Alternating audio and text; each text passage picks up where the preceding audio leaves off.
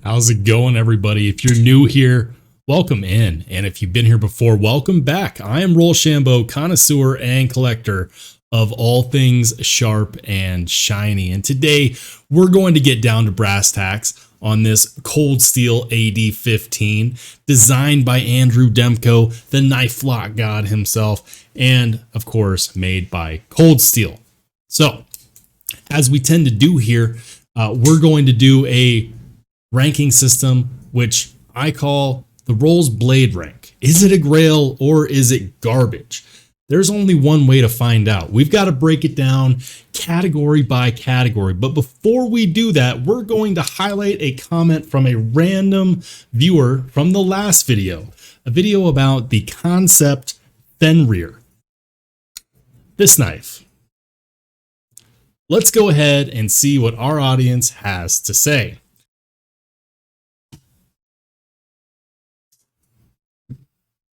Today's comment comes to you from Blades and Chill. Blades and Chill says, a great video. Love the ranking system and love the concept knife. Blades, thank you so much for the support, man. I love reading comments like this. They keep me going, and I definitely appreciate you. So, without further ado, let's flip it to the overhead view so we can break it down for you on the Coldsteel AD15. Let's go.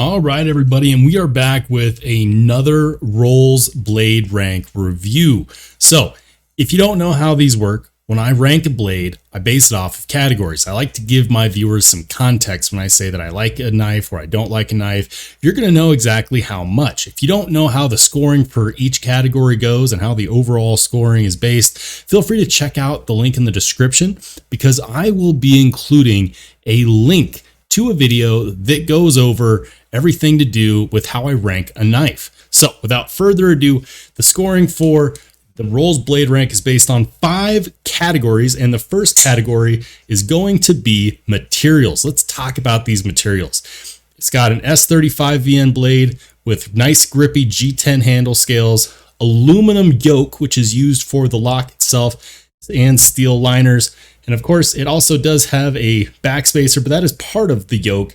And so, yeah, really good materials right there. As always, I'm basing this rating off of how good the materials are in contrast to how much does it cost. By the way, if you didn't know, this does cost about $150 depending upon where you buy it, but you can get it brand new for that price. So when we're talking about S35 VN, solid G10 and aluminum, I'm going to give this a very, very respectable 7. The materials on this are great, but for that price, I do expect that. So I'm very happy with the materials. Scores a 7 out of 10 for materials. Moving on. The next category is ergonomics. The ergos. How does it feel in the hand? Does it make sense? Are there any uncomfortable spots? Well, I'll start off with something that's not necessarily a positive. You see how grippy that texture is for the G10? This is a big boy knife, and it was obviously designed to be used with gloves. When you use it with gloves, that's very comfortable. When you don't use it with gloves, the harder you press, the more of an impression of that design you're going to get into your hands. So depending upon how much pressure you put on this, that can be a little uncomfortable on your hands. Same goes with the jimping at the spine of the blade. So that jimping is great if you're wearing gloves, not so much if you are not. That jimping will bite into your fingers, will leave an impression, and it can be uncomfortable for some hard use tasks. And I mention hard use tasks because this is not a small knife. We're talking about just over 3.5 inches of cold steel, baby. So yeah, whether you're wearing gloves or not actually does matter. Now, it's not bad as far as the shape of the handle scales are concerned. It locks you in there, but you can also really ride up on that blade because you got plenty of space for your finger there. So the ergonomics on this are definitely not terrible, but they're also not amazing either. The pocket clip doesn't really hurt so bad, even though I really hate that Coldsteel and maybe it's just Andrew Demko likes to copy Spyderco in the wrong areas, because that looks exactly like a Spyderco clip, which I'm also not a huge fan of.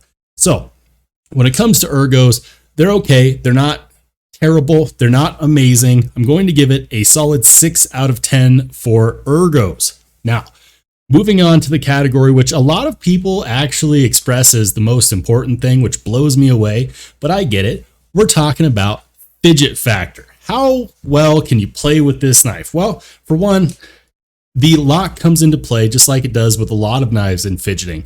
The lock on this, some people report that they actually can actuate this lock really easily. I've been working on it and it's not too terribly difficult. You can, of course, get one hand open and closed, but it seems like there's times where if you don't hit it in the right spot, that you can feel a lot of pressure from this. Now, because the yoke does have a second pivot, that means that you can loosen that. I don't know how much I want to loosen the pivot on my lock, especially since this lock is just great. I'll stop talking about that since that's actually the next category. But how good is it to fidget with? Well, at least in my experience, it's pretty good. It's not amazing. It's also not terrible, kind of like the ergos on here. Depending upon the situation, a lot of people have reported that it's fun to play around with this knife, fun to fidget with. And there's definitely cases where I find myself playing with it just because of the sheer size of it, the snap that goes into place, but it's also not amazing. I had definitely ranked other knives higher in the fidget factor. And to me, this isn't the most important category for this knife. So for those reasons, fidget factor on this knife comes in at a 6 out of 10. Now, I alluded to it very, very recently. The next category is the locking mechanism. The locking mechanism on most knives is highly underrated. It's very important to make sure that you stay safe. But yeah, you want the knife blade to stay in place. You don't want it moving around. And I'll say it like this, there is absolutely no play in this blade. The locking mechanism is made by Andrew Demko. Andrew Demko, I've said it before, he's like the Michael Jordan of designing knife blocks. The dude just has an otherworldly talent when it comes to that. I know I give him a lot of crap on the AD20.5, but let's talk about this. This is called the Scorpion lock, not to be confused with other locks from other knives like the Buck Marksman or the CRKT Nerk Tie, which also use a similar design, but on those knives, it actually is a fixed point and then you bend the lock up and it snaps into place. With this one, the lock is quite clever because it uses its own pivot mechanism for the yoke. So when you're holding this knife, your hand is part of the lock. How good is your hand? Because that could definitely play a role in how sturdy the lock is. Because I don't know the answer to that question, I can only base it off of the lock itself. Let's check this action out, because this yoke bar will pop into the pivot when it comes to a stop. There is a high tension spring here in the lock itself that you can't see. So like this, with no tension on that yoke, I'm not getting any blade play. Add your hand to the mix and this makes it a verifiable folding fixed blade. The lock on this is amazing, but because it is a little harder to actuate for people that don't have, fingers that can bend steel or whatever, I'm going to give it a few less points for that. It's not a perfect lock because the ease of use of the lock itself can be difficult for some people.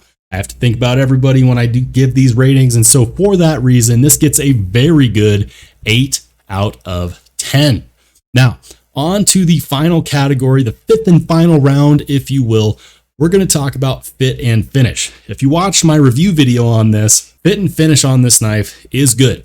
I did get this in a swap. However, the person that traded this to me told me that it was brand new in box and it felt like it. I didn't notice any wear and tear on it until I started using it. And I got to say, the edge was sharp. Everything felt good. The mechanisms were smooth. There wasn't any extra edges that weren't supposed to be there. It was really well executed.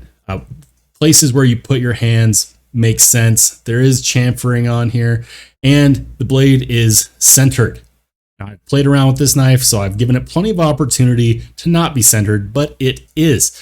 I haven't had to mess with the pivot either on the blade itself or on the yoke, although I might do so in the future, at least on the yoke, to see if I can't lighten up this locking mechanism to make it a little bit more fidget friendly, as I'm hearing a lot of people tell me that it is. So let's go ahead and summarize. Materials got a 7, ergos 6. Fidget factor is also a 6, and then the lock is an 8, and fit and finish comes in at a 7.